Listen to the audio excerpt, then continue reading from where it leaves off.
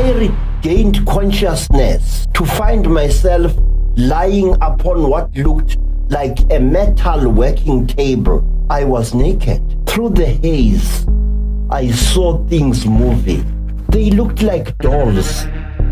They looked so incredible that I couldn't believe what I was seeing. One of them, the tallest and the largest by far, was very, very close to me. It was short. It had a very large, round, hairless head. It had long black eyes, jet black eyes. It was human-shaped, but its face was utterly alien. And the next moment, a terrible scream was torn out of my lips. A burning pain seared into my thigh. This creature pushed something into my nose. And even now, I remember that and much more with a shudder. They drained something from my organ of manhood.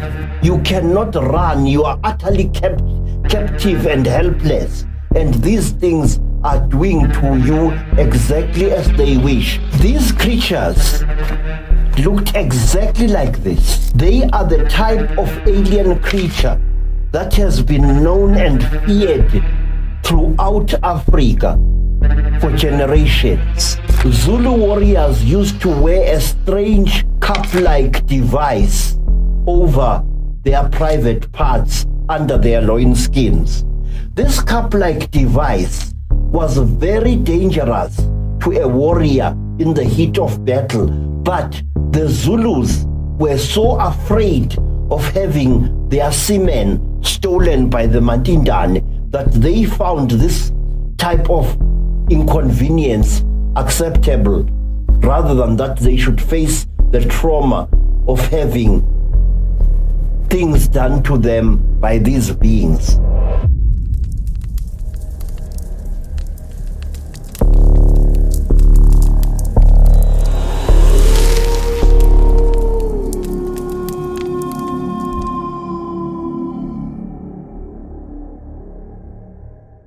When it comes to studying UFOs from an indigenous perspective, there are a load of avenues one could take.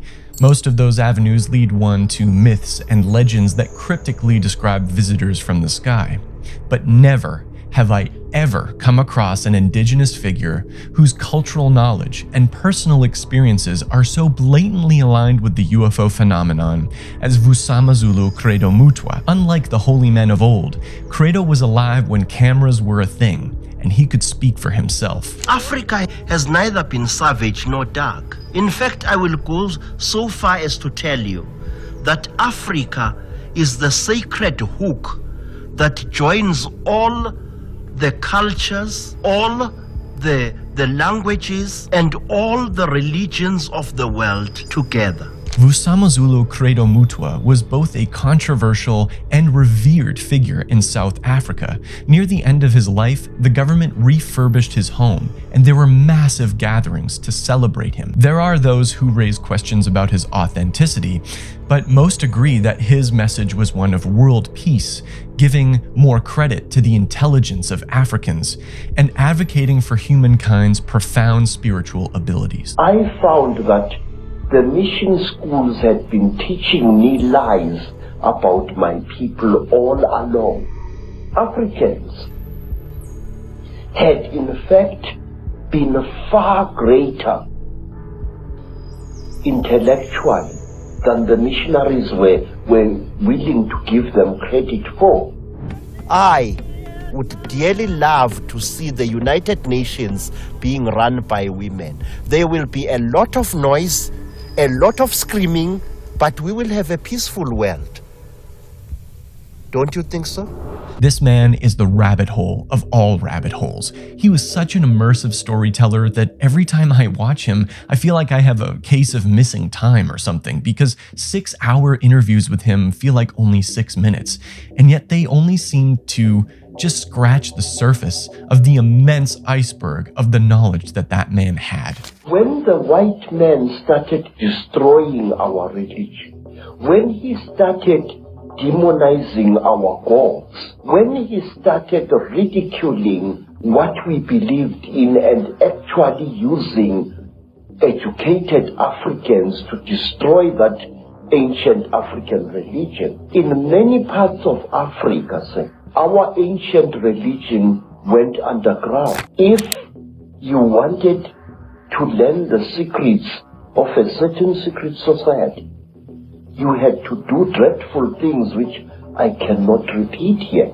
My teacher said, look, how far are you willing to go? I said, great one, I am willing to do anything. He said, are you? I said, yes. And then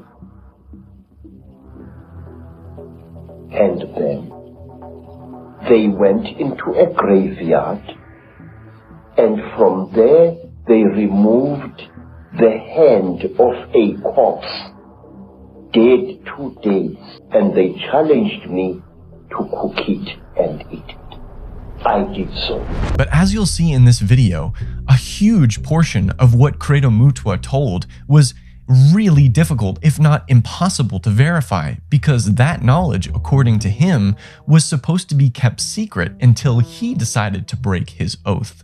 When I was made into a Sanusi, I took a vow never to reveal my knowledge, never to tell people about my profession or about the sacred artifacts like this one and many others that I'm entrusted with. But I feel that this vow is a hindrance, and some years ago I decided to break it. For the skeptic, this can reasonably arouse suspicion, because if someone is the sole guardian of certain information, then they can manipulate that information without people noticing. Now, I want to be clear from the start here. I am not accusing Credo Mutwa of lying. What I'm saying is that I was unable to confirm or deny many, not all, but many of the accounts that he related because of the tools that I currently have. Now, what I can do for sure in this video is lay out the specific details, especially as they relate to UFOs, and compare them with other people's accounts, then leave the conclusions up to you, the viewer. In the style of Professor John Mack, I may not necessarily believe everything that Credo Mutwa said, but I do take him seriously. In this video, we're going to explore Credo's abduction in the late 1950s, his stories about strange gods and extraterrestrial beings, and examine whether or not his personal experiences bled into his religious worldview. But before we can get into any of that, we need to look at Credo Mutwa's life. Who was he? Where and what did he come from? Born in 1921 in Natal, South Africa, where both its beauty and history are confronting, Credo Mutwa lived through some of the most intense things a human could imagine: political turmoil, extreme illness, gruesome injuries, including being mauled by a lion, the death of his fiancée, and most disturbing to me, the death of his son by something called necklacing, where the victim's head is tied to a tire filled with gasoline and lit on fire. At a young age, Credo was struck with a terrible illness, one so severe that he would lose consciousness in waves and eventually the ability to walk. But his father, who was a follower of the Christian Science philosophy, refused him medicine because in Christian Science, the material world is an illusion, so to them, medicine is also useless. As his father remained ruthlessly steadfast in refusing Credo treatment, his illness only worsened and he became almost entirely paralyzed. But some of the side effects of this illness seemed positive. When Credo needed to be carried outside to relieve himself, he would look out towards the cattle outside his father's kraal. Though his eyesight was muddled and darkened, he could make out strange, halo-like lights emanating from the cattle there. This paralytic illness and ability to have visions strikes me as incredibly similar to Black Elk, the legendary Lakota holy man from our first video. But Credo Mutwa's visions were much darker. He would see animals and warriors disemboweling him and killing him over and over. He would see strange humans appearing to be gods or ancient kings delivering messages to him. This bizarre new sight allowed Credo to spot an issue with his aunt's heart, and according to him, he was able to heal her just by touching her. Still, without any treatment, things only got worse for Credo.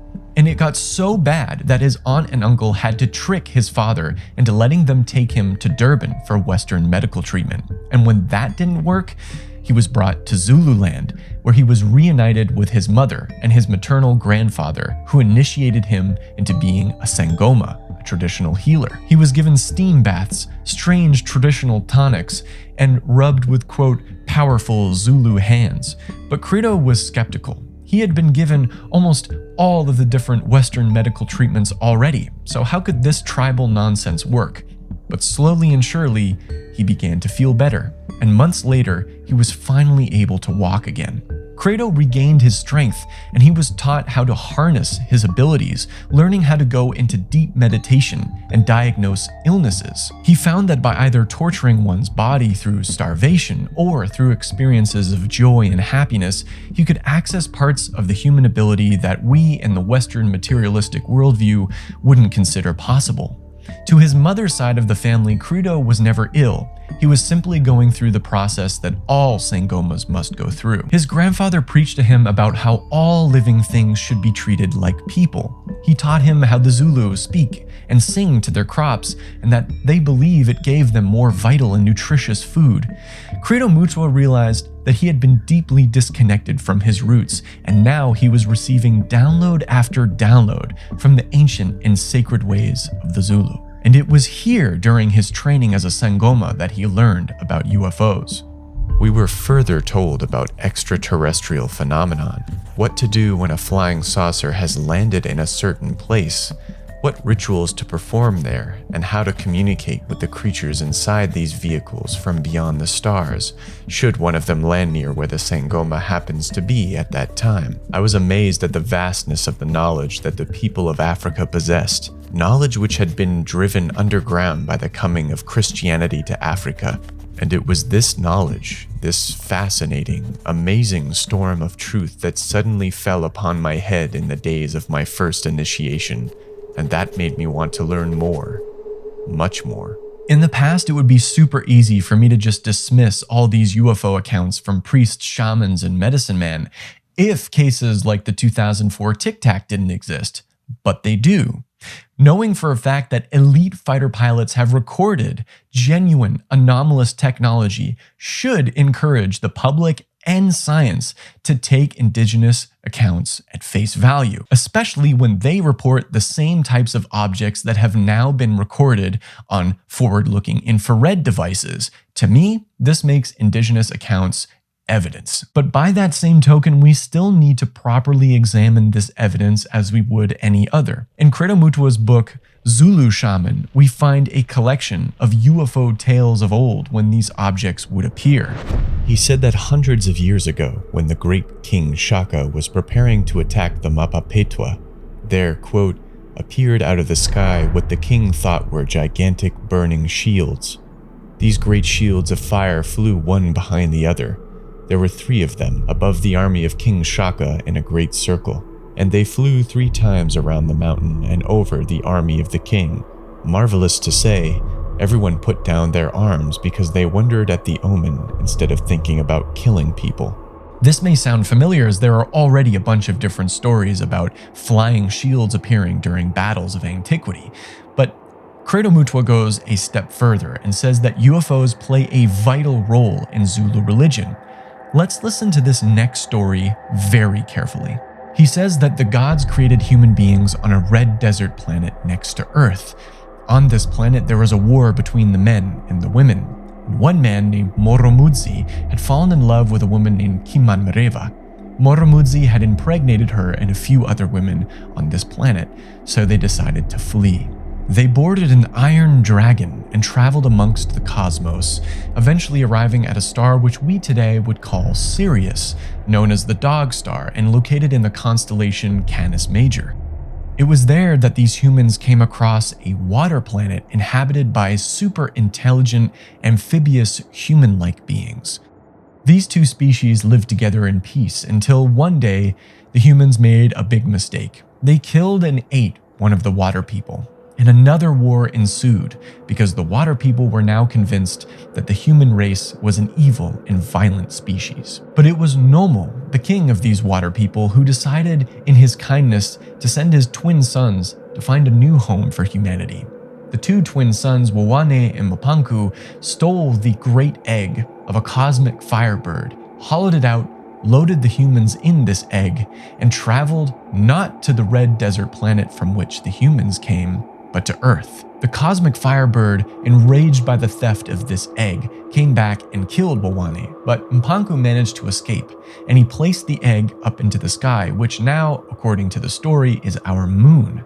Then Mpanku dove deep into the Earth's oceans, where he bore many children, which Credo says are now the dolphins. Our people believe that many centuries ago, a race of intelligent creatures of various kinds chaperoned the human race into this world in which we are in exile. And members of this race went into the sea to become what we today call dolphins, amahlengetho. This story of amphibious beings and the name Nomo is perhaps the most credible story of alien contact coming from the African continent. The reason why we'll have to save for another time, but for now what I want to focus on is what King Nomo told the humans about a future for them if they decided to rid themselves of their violent nature. The Nomo, or the Numu, or the Nomo, told our people that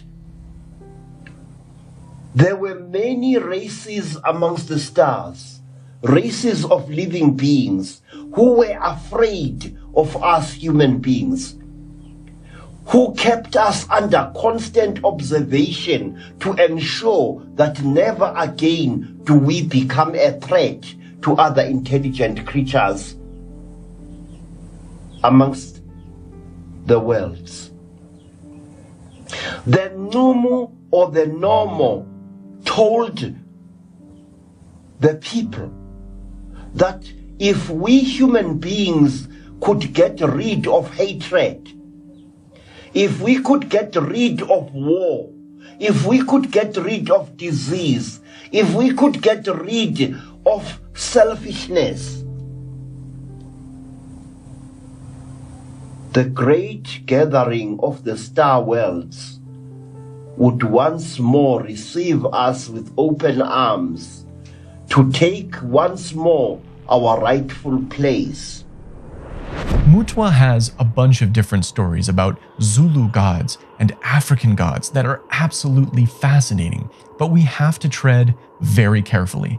Let me illustrate this for you. He has a particular story about a god from the San people called Nkusunksa, who is, quote, said to fly through the air in a flying ostrich egg, and a very large ostrich egg in which he rides. It is said that he brought people to this world, and in one of those magic ostrich eggs.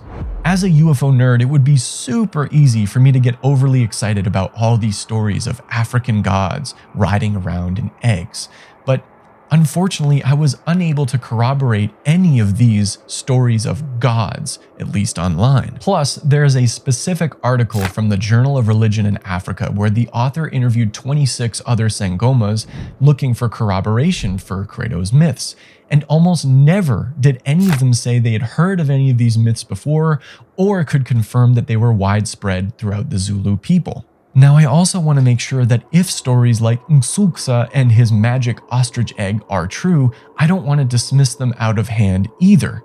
Now, there's a specific quote in Credo Mutwa's book Zulu Shaman that I think sums this up perfectly.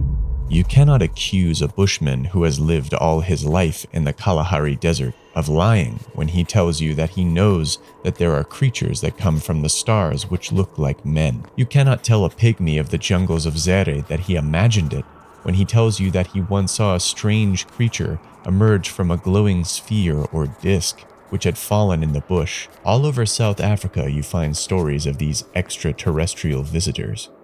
And to my great relief, in John Mack's incredible book Passport to the Cosmos, we find this footnote which potentially dismantles the notion that Credo Mutwa was the only Zulu medicine man aware of these strange beings. Through Gary, who had brought me to see Credo when we first met him, I also met and interviewed in 1995 another Zulu medicine man, Claude Inyanga, who told me about various beings known to African lore and experience, but did not speak of the mantindane. When Gary played for Claude the audio tape of the regression I did with Gary, Claude laughed and said, "We know the Greys and keep them in the periphery of our vision. We all know of them. I have met many healers who acknowledge they exist and are negative." Claude has had much less contact with Westerners, and it is Gary's view that his reluctance to speak with me about the mantindane had to do with the fact that this was our first meeting, and we had not had enough time together for him to speak of such matters. I have one thing to say about this. If you're someone living in a remote tribe somewhere in the continent of Africa, and you know about legends, myths, religions surrounding things like this, then please tell the world. We live in the age of the internet now, and we also live in an age where the stigma against UFOs is slowly fading away. But when it comes to Zulu religion, Mutwa claimed that a lot of the stories he told came from the most sacred and secret bits of knowledge that only a select few could ever possess. So here we're presented with a really frustrating issue. On the one hand, we have one party saying that they're telling the truth about their own culture. Then we have another party from the same culture that says that they've never heard of this purported truth before. Very little of this information is online, and it's no easy task for me to find a Zulu elder or a San elder or a Maasai elder and get them to trust me enough to tell me secret bits of their religion. But I was able to find, luckily, one corroborative piece of evidence for a being he did describe. In an interview he did with David Icke, whose controversial character I'm well aware of, he does describe a one-legged being called a monopod that Europeans would see off the coast of Africa. So, there are mysteries in this world that we as thinking human beings must look into.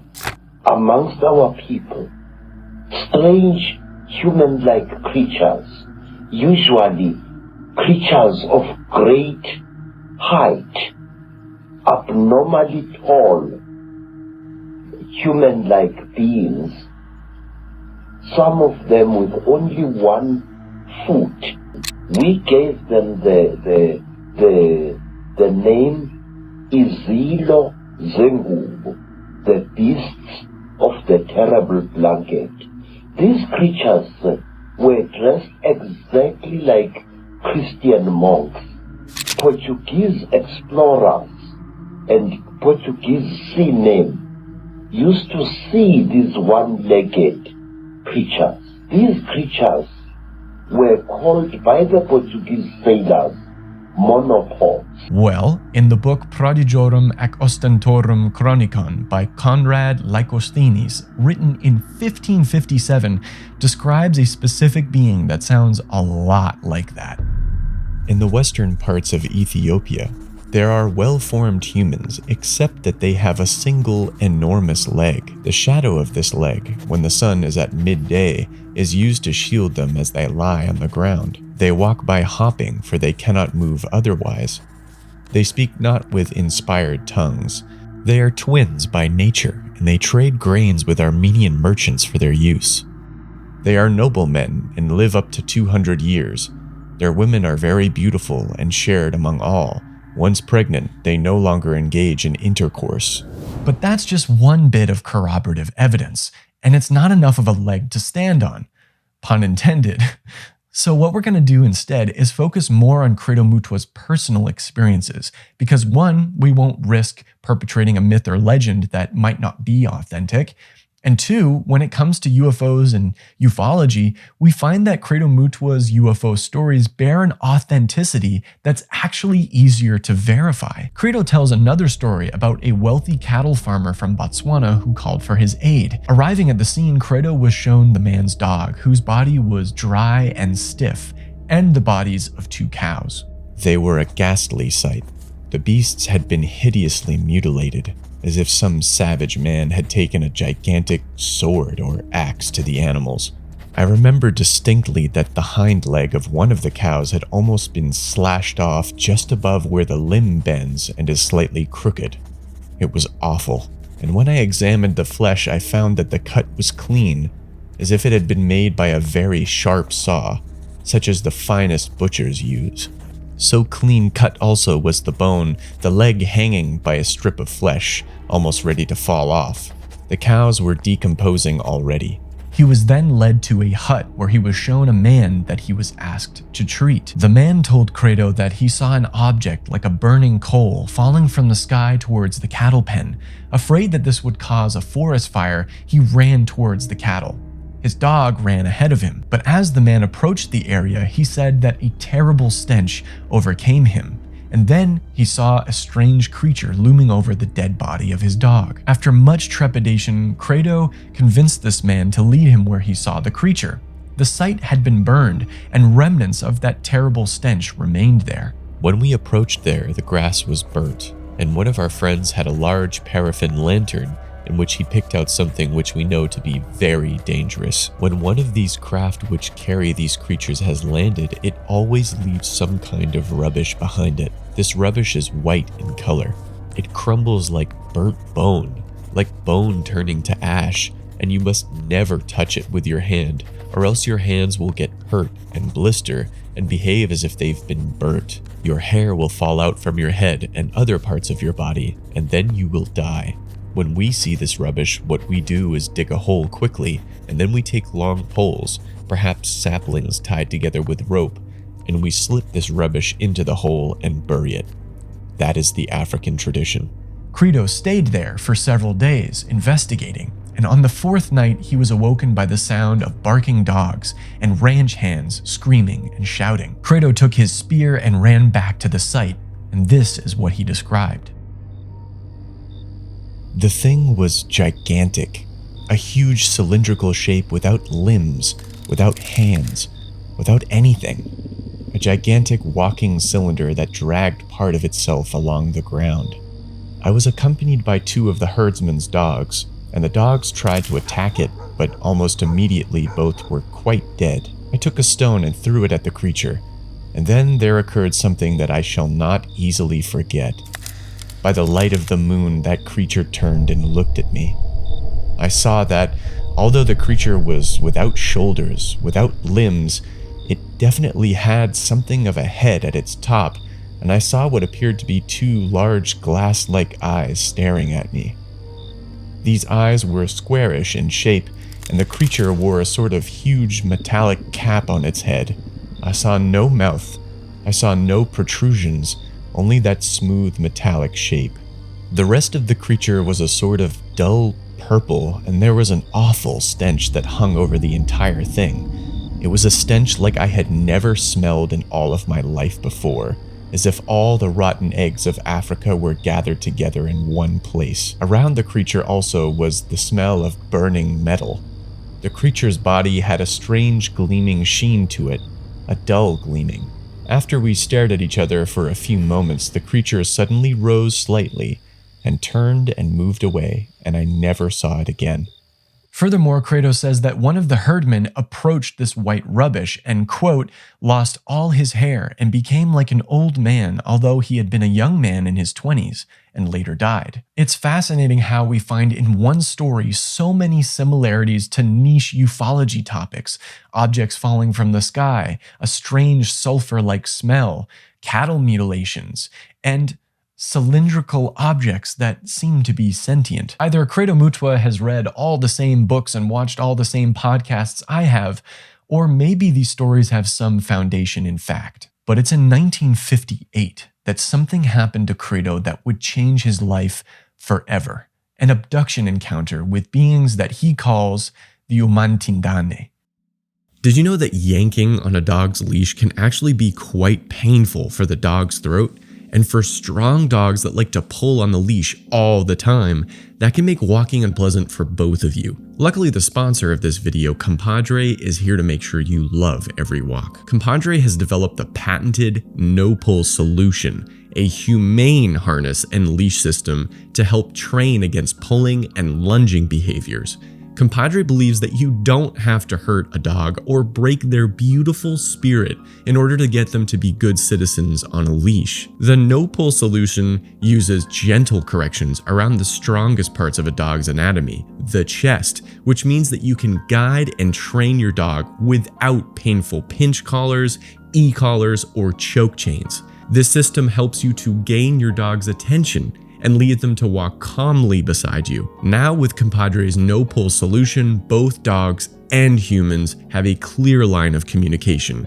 No more pulling, love every walk. So head over to compadre.com to check this out for yourself. That's www.compadre.com. And if you use promo code JPT2025, you can get 10% off of your order. Thank you, Compadre, for sponsoring this video. Now back to the show.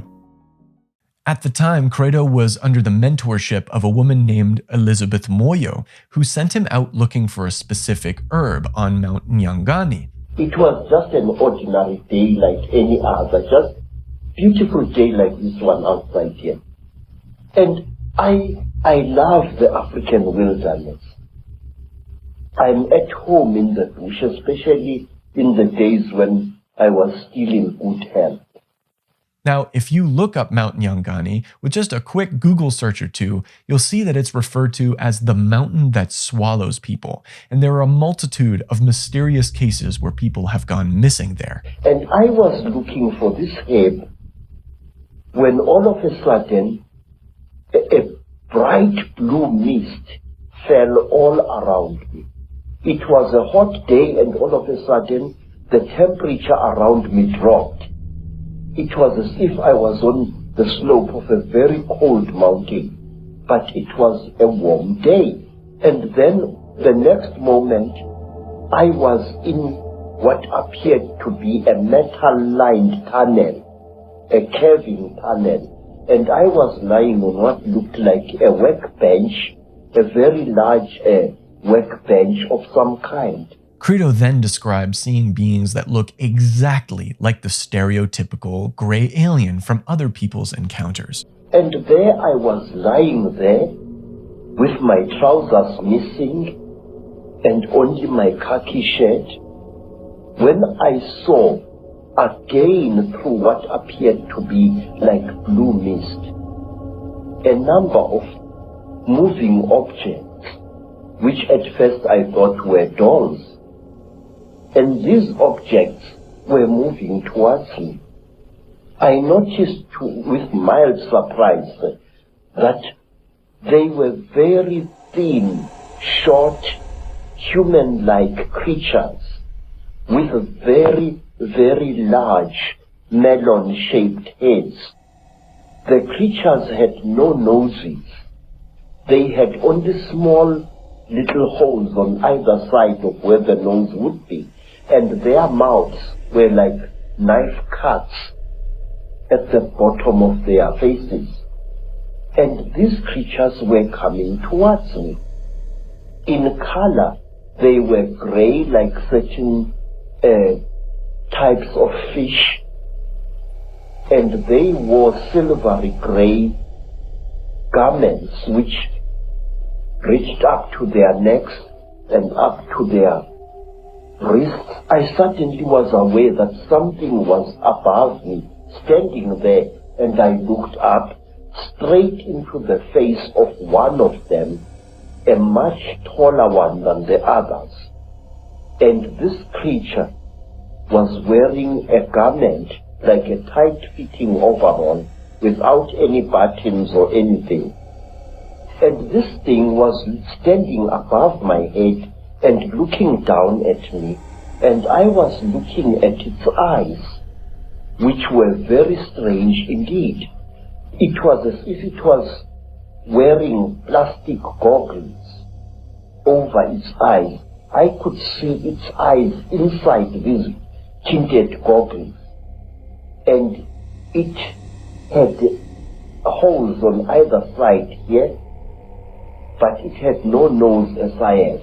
Its jaws were very small, and its mouth was a slit with tiny little scale-like things where its lips should be.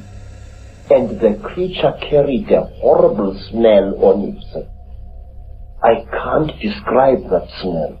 It was a metallic chemical smell which seemed to combine the smell you would smell when somebody is burning brass or copper and a very ugly chemical smell. These two smells combined. And this creature was looking down at me. I was frightened, but I could not move. Just in this segment alone, there's a crap ton to unpack. I find it very strange how this theme of one taller being is so prevalent throughout most of the other abduction cases I've heard of. Well, the basic story is that a person is in their home or in a car, or in the case of one woman on a snowmobile, or in the case of children in the schoolyard, and a powerful beam of light comes, or they may hear a humming, and they're frightened, they may be paralyzed, they are moved by some energy. If it's in a house, they'll say floated down the hall. They may see these small beings, 3 feet, 3.5 feet tall, a kind of thing that you might think they would be hallucinating. The first response often to critics, well, they're hallucinating. But the fact that thousands of people are having the same images, doubting it, telling it with a great emotional power, that's not the way hallucinations work. And then they are moved up through the sky into some sort of an enclosure. They may see a UFO, they may not see the UFO from the outside. And inside, there is a more senior figure whom they call the doctor or leader, and that figure is a little bit taller and seems to be in charge. Inside are all kinds of machinery like computer consoles, instruments, unlike anything we really have nothing quite like what we have on Earth. The walls are curved, there's a kind of atmosphere that's misty inside often, and then there's a whole set of procedures that occurs which are very complex. When it comes to what Credo described as black goggles over the real being's eyes, we have some corroboration for that as well. Check out this Area 52 interview of CJ Weeks describing something very similar. Then I had the dream where I was on the table and I was surrounded. It just goes back to that, and I drew an image, and you have an image that I drew. Yep. Where it showed the species that was around us, and in that picture, there was one that came in later and took this black contact out of its eye to get a better look at me of some. This is the impression that I got. Now, what about the stench described coming from these beings? A great example of corroborative evidence is from the Varginha, Brazil case of 1996. Repeatedly, from the 3 girls who saw this weird being, their mother, and even the doctors who allegedly treated the being in the hospital, all of them described that the being reeked of sulfur or ammonia. But wait, there's even more. Credo describes a specific detail on one of the hands of these beings. I noticed that the creatures had very long fingers. Its fingers had extra, and each of its fingers had an extra joint, and it ended in a claw, a black claw like that of a chicken or a certain kind of bird, and that its thumb was not here, but here in the middle of the hand. When I first heard this, I thought, oh man, this sucks. I'm never going to be able to find corroborative evidence. I've never heard of this before. Until James Fox went on Jesse Michaels' show to promote his new version of Moment of Contact. Yeah, you're the founder of the company IPD, and you could get it's an acronym, but the founder of the company, Dr. Giannini, and the guy that did the autopsy on the deceased military officer, Dr. Armando, participated on camera for this cut of the movie. Yeah, it's amazing. You have the founder, you have the the guy who provided the report and all the infrastructure for the report. The one who founded the company. And the guy who founded the company and the autopsy guy. Yes. Both saying, and they are using words like ET. I get goosebumps. And then they're the ones speculating that the claw from the ET must have punctured the skin. And it's like this. He said the bacteria most likely came from under the nail of the ET, which didn't mean to it wasn't like an evil ET that tried to kill this guy. He just accidentally in the process of grabbing it, he got a little scratch right under his armpit. Based on the circumstantial evidence that has come to my attention, it was a very distinct and deliberate scratch on Zerez's skin, clearly inflicted by E.T. I truly believe he was a victim of E.T.'s nail, his sharp claw. And there's one final detail I want to touch on that is the definition of you can't make this shit up. Credo talks about how one of the beings had a cap on. This creature was wearing a grey silvery garment. But that was not all. It was also wearing a recognizable cap with a visor. A cap of the type that schoolboys used to wear in some schools. A round cap with a little peak, like a duck's beak in front. I noticed this and it amazed me. What were these creatures? What is it with alien beings and hats? Did it steal it from humans? Did the hat come from wherever they came from? That detail lives rent-free in my mind. It also reminds me of my previous video on Celtic fairies, where these fairies or water beings are often described as wearing caps. I have no idea if this is related, but it fascinates me to no end. More than just the description of the beings themselves, Credo described the behavior that these beings seem to display throughout abduction accounts across the world. And the next thing I knew was a terrible pain on my left thigh. It was as if somebody had just stabbed me right to the bone. I screamed and I tried to jump away, but my body was inactive. I could not move. I was not tied to any chain. I was not chained to the top of this table. There was no belt tying me, but I could not move my body. And when I looked down at what was happening, I found that one of the shorter creatures had driven something very painful into my left thigh. And then, while I watched, horrified, the creature pulled out this thing, and I saw that it was like a pencil made of shining metal with what appeared to be a flexible cable at the back.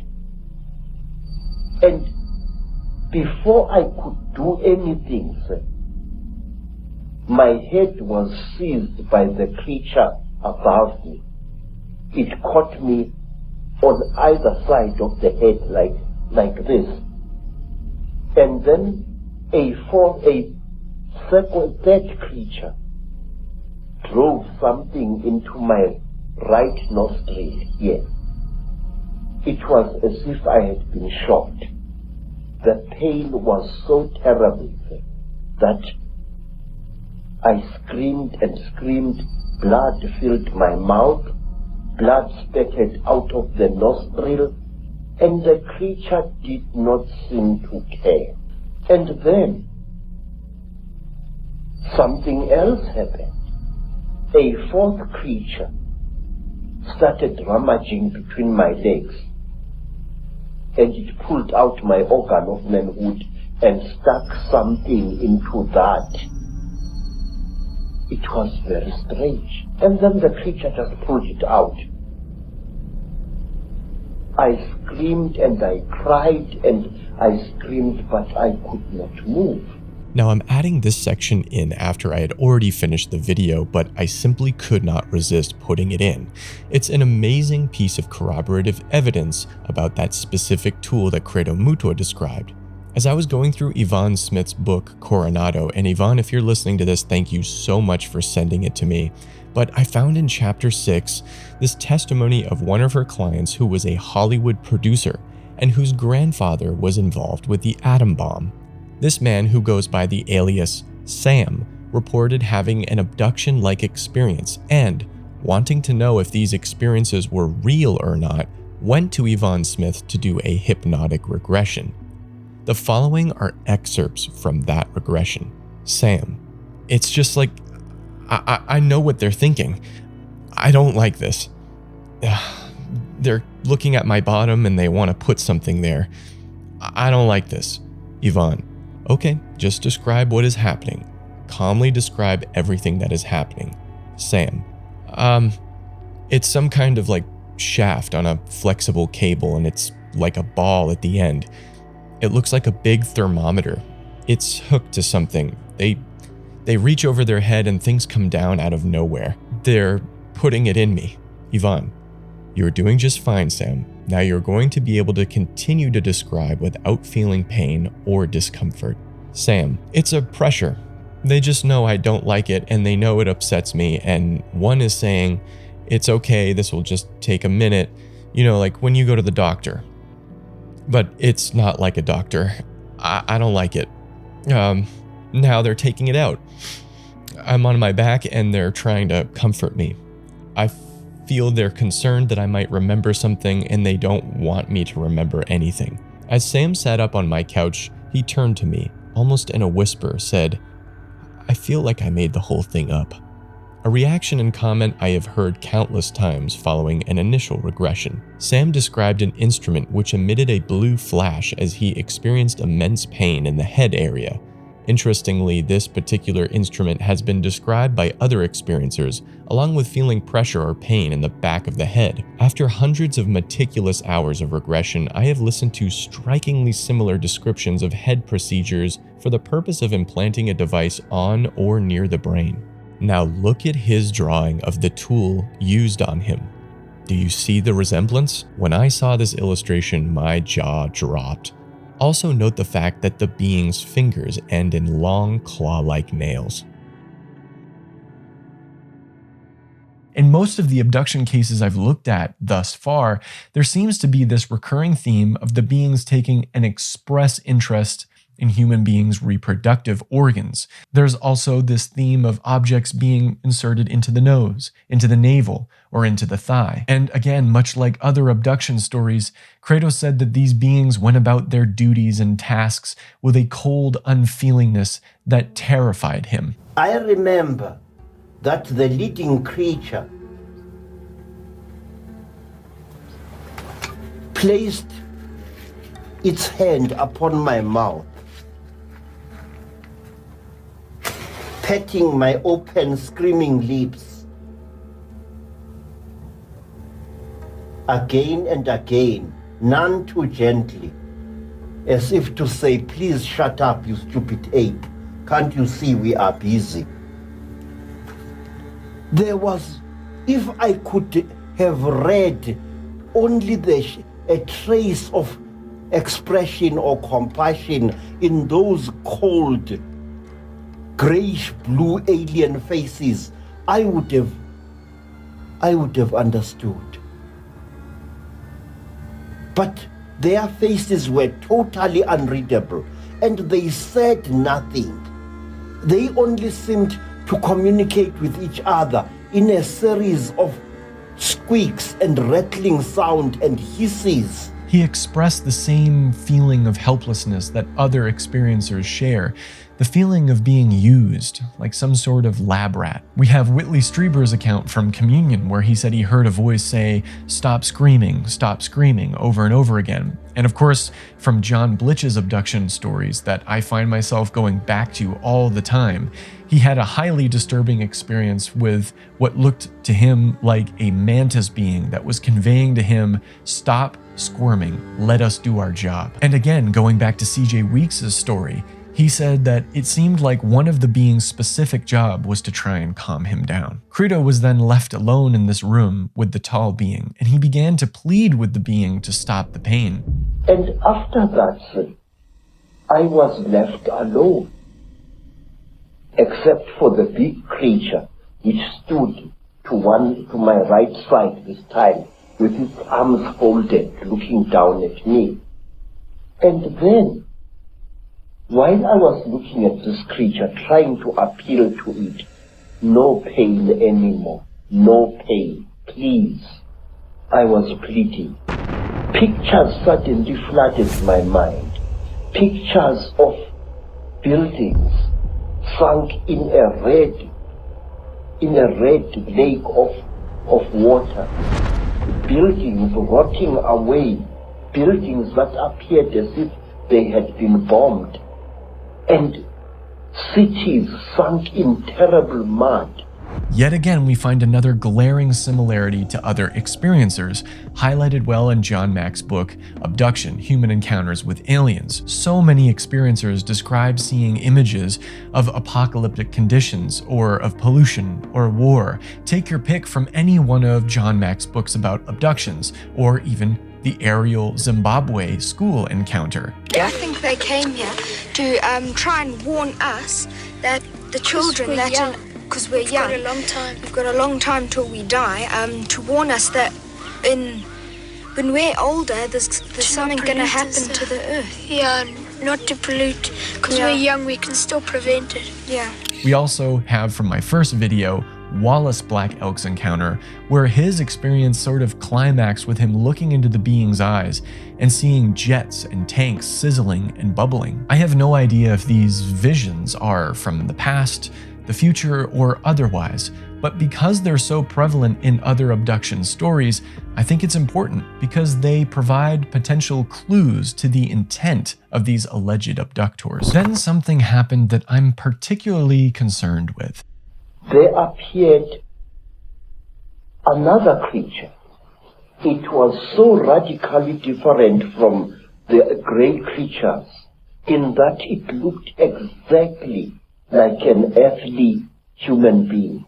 It had a pink skin, like that of a white woman. It had golden hair, and its ears were definitely pointed, like those of an animal. Its eyes were slightly slanting. They were pale blue, and never once did they blink. What this thing did, it climbed over me and made love to me. And this thing didn't even blink. Its eyes were just like this, looking at you as if there was no liquid in the eyes. Just an unblinking, terrible stare. And it was a small creature, about the size of a 16-year-old girl. But it was very, very heavy as it sat on top of me. And there was no emotion in that whole nonsense. The specific detail comes up in the famous Antonio Villas-Boas case in the same year, 1958. I turned to look and received a terrible shock. The door was open and a woman was coming in, walking toward me. She came in slowly, unhurriedly, perhaps a little amused at the amazement she saw written on my face. I stared open-mouthed, which is not surprising, for the woman was entirely naked as I was, and barefoot too. Besides, she was beautiful, though of a different type of beauty compared with that of the women I have known. Her hair was blonde, nearly white, like hair dyed in peroxide. It was smooth, not very thick, with a part in the center, and she had very big blue eyes, rather longer than round, for they slanted outward like those pencil-drawn girls make to look like Arabian princesses that look as if they were slit. It also comes up again in Peter Curry's case from Hair of the Alien. My eyes opened.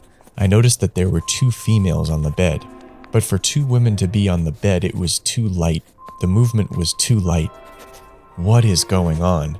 What's happening here? I knew I was looking at something that didn't belong in my room or in my house, but there they were. How the hell did they get there? I'll describe the blonde one first. She was in her mid-30s. She had good skin. The hair was pretty weird, for the morning anyway. You don't see a woman get up with makeup and her hair all done up. This one, her hair was done up like the wind was hitting it, like it was blown back. It was different. I had never seen a hairstyle like that. It was curled something like Farrah Fawcett, but to an extreme. It just looked really exotic in a way. It was blonde. Her facial features, she had protruding cheeks, very high cheeks. The nose was long. I wouldn't say too long, such as a big nose, but long as in stretched, with the face, because it was a long face, a longer face than I was accustomed to in females I know. Her eyes were 2 to 3 times bigger than our eyes. I looked at the eyes and I knew I wasn't looking at a human female. At this point in the video, I want to highlight something very interesting. In Hair of the Alien, Bill Chalker's book about Peter Corey's case, PCR DNA testing was done on a strand of hair found on Peter's body after his experience with the blonde female being. The new Phase 2 results on the blonde, quote, alien hair revealed a stunning anomaly. Depending on whether we analyze the hard hair shaft or the soft root, its mitochondrial DNA appeared to be of 2 different kinds. From the lower hair shaft, we again obtained the same rare Chinese mitochondrial DNA substitution. But from the soft root tissue, we obtained a novel Basque Gaelic type mitochondrial DNA, which had a rare substitution for that racial grouping, along with several other characteristic substitutions. This in itself was a stunning result. The testing methodology meant that prosaic explanations such as contamination or laboratory error were ruled out. In any normal human DNA, we should get consistent DNA irrespective of where the sample comes from, be it hair, blood, or tissue.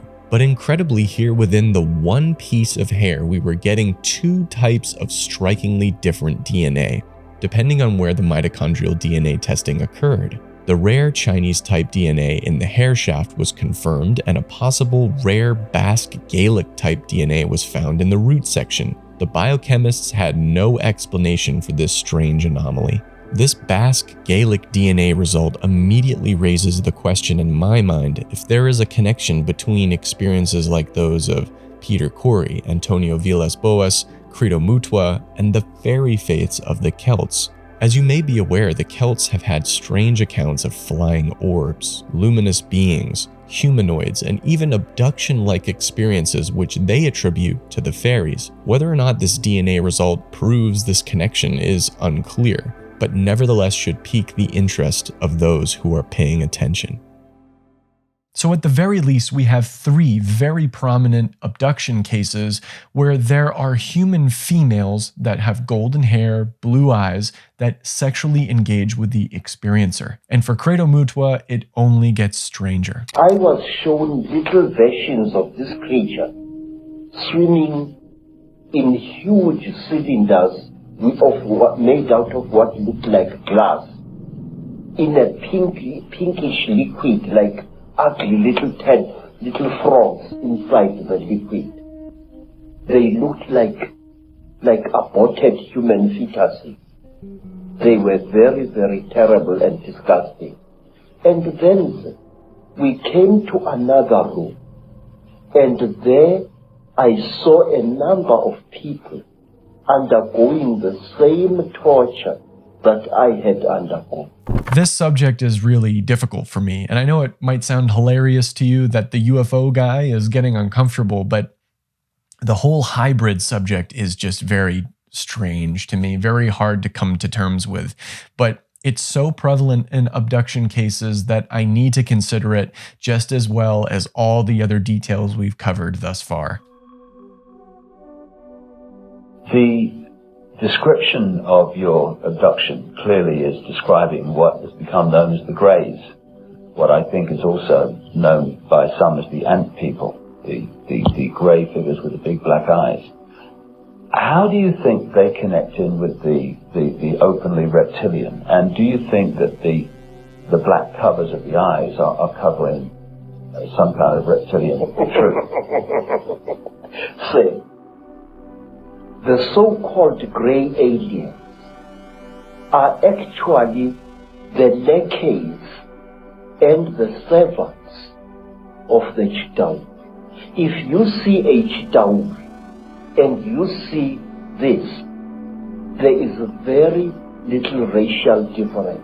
In fact, I will even go so far as to say this, that these creatures are actually the offspring of the cheetah. Say, I have seen the cheetah. I have smelt them.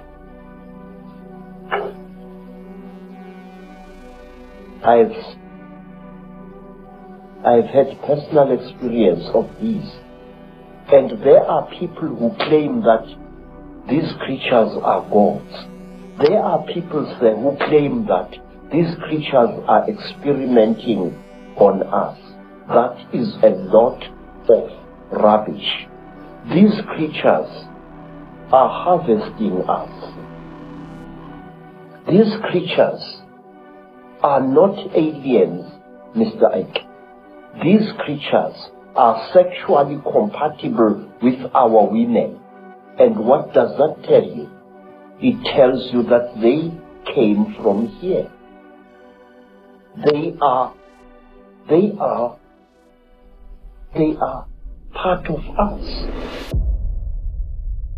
So, if UFOs and abductions are strictly an American thing, then how could this happen in Brazil, South Africa, and Australia as well? With this video, I've been struggling with just how difficult it is to find other Zulu people who claim to have had these experiences. And for quite some time, I thought I never would. But from some combination of using ChatGPT and a fairy stroke of luck, I found something amazing. There's an article from the Natal Society in South Africa that references a Zulu oral account in 1923. The account talks about many things.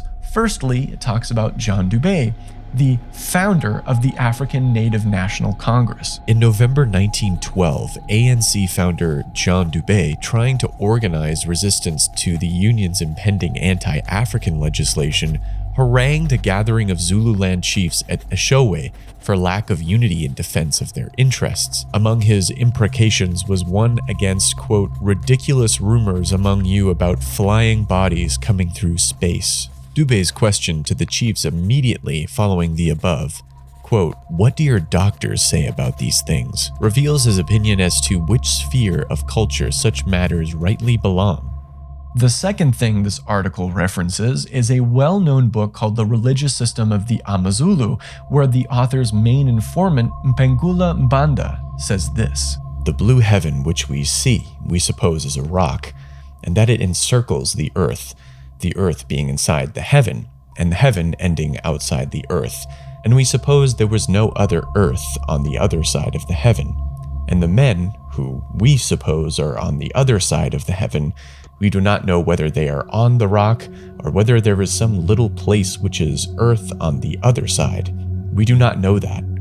The one thing which we know is this, that these heavenly men exist. Therefore we say there is a place for them, as this place is for us. But the real gold nugget of this article is another reference, with context, written down by the Native Affairs Department interpreter Carl Fay. It's a story given to a white woman named Nimba Lula Miker by a man named Mapelu Zungu, who was, quote, the son of Nkosana Kasankwana Zungu, who was cousin to Nkumbazi, the concubine of King Ketshwayo, who bore his successor Dinuzulu. Zungu was born in circa 1853 and died in 1946. So for the people in the back, that's before Roswell. So who he was and his authenticity as a Zulu with important ancestry can be traced, but it's the story he tells that's absolutely out of this world.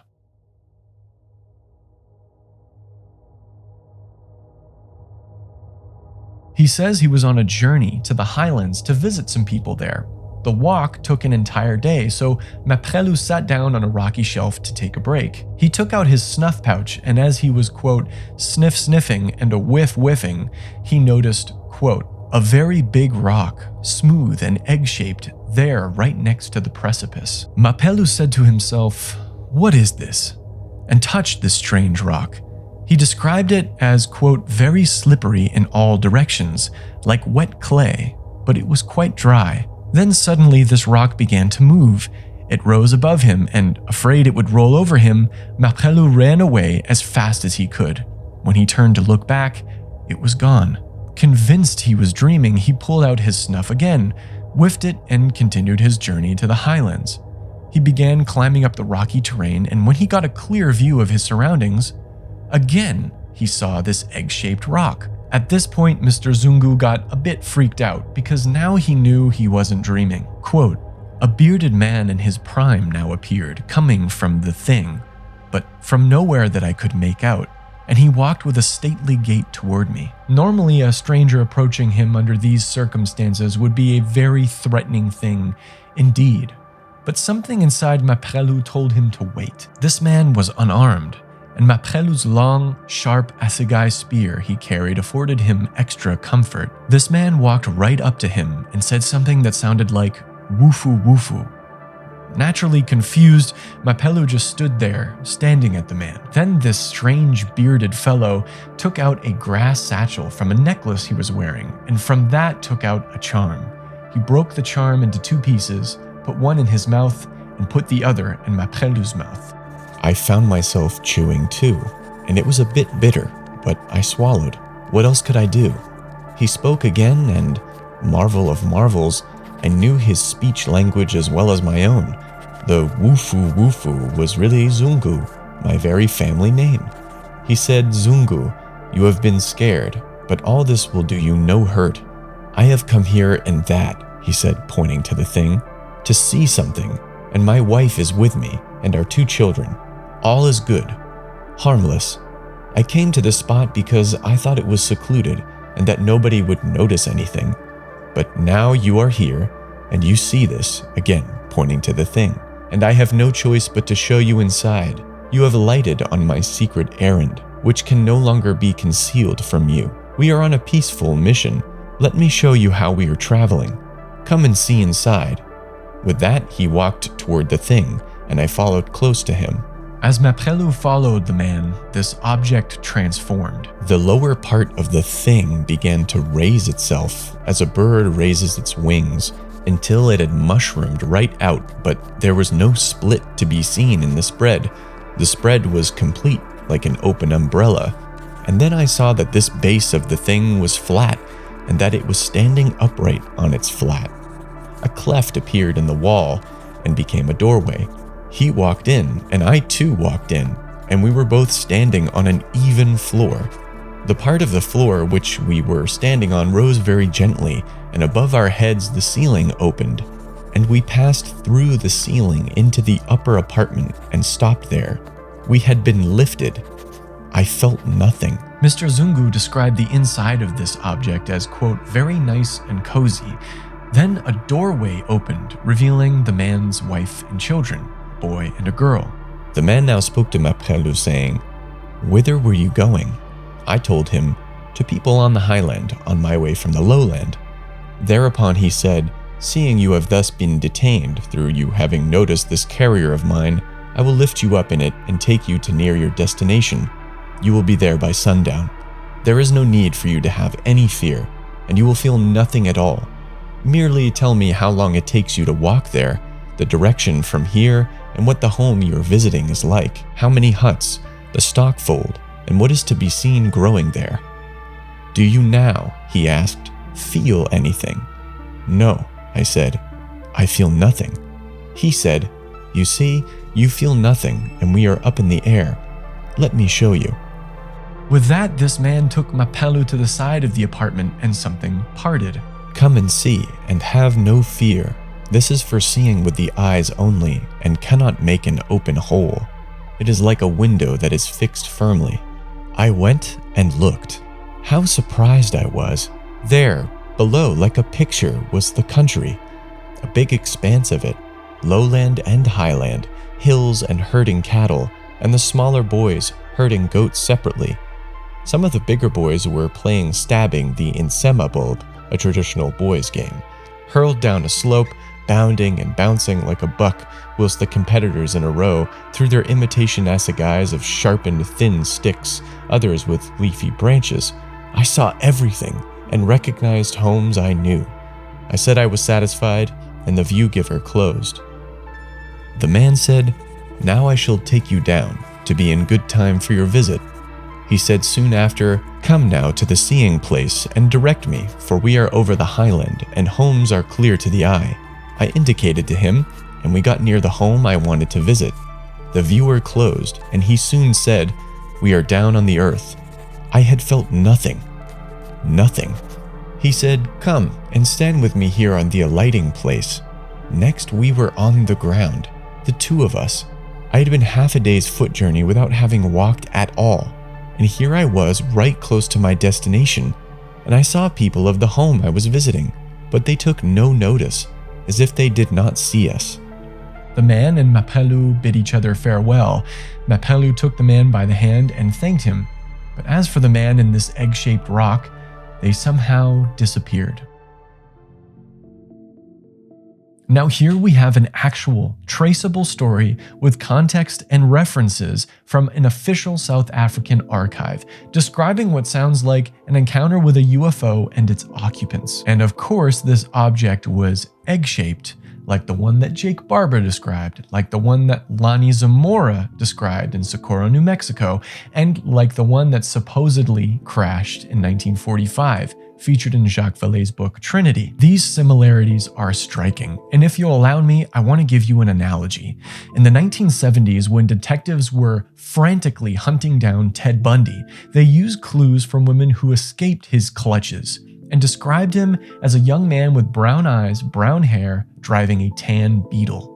That led to his eventual arrest. Considering the fact that many of these abduction accounts' details line up together so well, perhaps we could consider that there are some core set of perpetrators of these events from abductions across Earth and across history. So even though the authenticity of Credo Mutwa remains a mystery, I think that studying him reveals a deeper truth about humans' relationship with the UFO phenomenon. As frustrating of a conclusion as that might seem, I personally find that satisfying. One of the skeptical articles on Mutwa, written by David Chidester, had to actually admit something. Even if he is a fake, we are still faced with the problem of analyzing what Credo Mutwa has really been doing in the field of indigenous African folk religion. Even a fake, as I will suggest in conclusion, can be doing something authentic. And I think this passage here is also noteworthy. Throughout the long career of Credo Mutwa, the line between folk religion and fake religion has been consistently blurred through this ongoing interchange between indigenous inventions and alien appropriations of authenticity. In the end, these exchanges suggest that Credo Mutwa has been most authentic when he has been used, claimed, or even abducted by aliens. As condescending as that might seem, I actually kind of agree. Because, as I said before, Credo Mutwa's stories touch on almost every single theme within the world of UFOs and abductions, and somehow they're more verifiable than the legends that he relates from his fantastic books, at least from an outsider's point of view. But that doesn't solve any problems or wrap things up nicely as I would like. That's why I'm particularly pleased with this passage from the legendary John Mack in his book Passport to the Cosmos. At a personal level, Credo is a superb storyteller, and his accounts may contain exaggerations and hyperbole. In addition, Credo's familiarity with Western culture and ufology, and perhaps his wish, consciously or unconsciously, to provide me with information that he would know I would appreciate, may have led him to include elements from this knowledge in his account. In trying to differentiate his actually remembered experiences from these possible embellishments or distortions, I have tended to rely on the powerful emotions of shame, embarrassment, and anger that seemed altogether authentic, appropriate to what he was telling me, and similar to what experiencers in Western societies have demonstrated. Despite my natural allergy for anyone who claims to be certain about any topic, I'm not convinced that Credo made it all up. I think something did happen to him that day on Mount Nyangani, something that changed his worldview forever and sent him on a quest to understand UFOs just like you and me. There's an incredible quote from Colm Kelleher from the program OSAP that I think provides an interesting insight on this. It seems that the UFO phenomenon is a, quote, product of a technology that integrates physical and psychic phenomenon and primarily affects cultural variables through the manipulation of psychological and physiological parameters in the witness. Whether or not UFOs are real, for a lack of a better term, what they do for sure is manipulate our worldviews and our spiritual frameworks. And perhaps that's on purpose. As controversial as Credo Mutwa might be, you can't deny that his overall message was incredibly positive, and one that echoes almost every other contact experiencer I've found. A message of how humans have always had the choice to stop this train that we're on, the train that leads to endless war and nuclear annihilation, and to get off somewhere more pleasant. If you will, a metro stop where people pour their resources into caring for each other and caring for the planet. I'm really tired of hearing about conflict in the news. It's really demoralizing to see every day. As a species, we seem so intent on destroying each other that it makes me wonder what would happen and what we could accomplish if we just stopped for a moment to think if it's all been worth it.